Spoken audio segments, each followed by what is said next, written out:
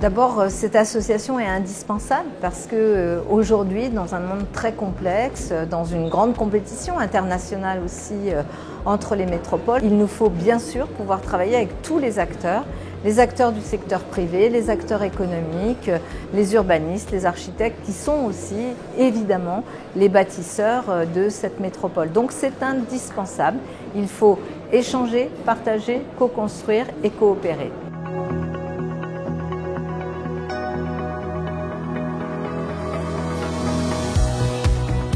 Ce soir, c'est le dîner des maires. C'est un moment très important parce que les maires, au quotidien, sont sur leur territoire et ils sont au plus près de tous les concitoyens et c'est eux qui sont à l'écoute des besoins sur le territoire. Donc c'est passionnant d'échanger avec eux sur leurs besoins du moment, comment faire évoluer les choses.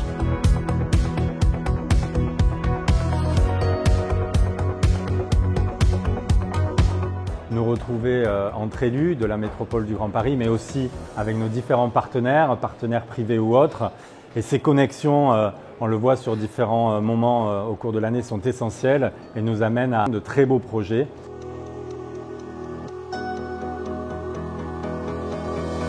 Cette association des acteurs du Grand Paris est importante pour la métropole du Grand Paris d'abord, et aussi pour tous les autres acteurs qui, au sein de cette association, grâce à des soirées comme celle-là par exemple, se retrouvent, peuvent échanger, peuvent parler.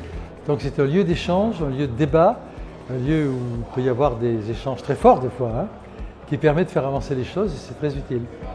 Tous les acteurs publics, privés, du nord au sud, d'est en ouest et toutes les strates sont aujourd'hui membres de notre association parce qu'elle est un lieu de rencontre, un lieu de débat, un espace neutre et apolitique.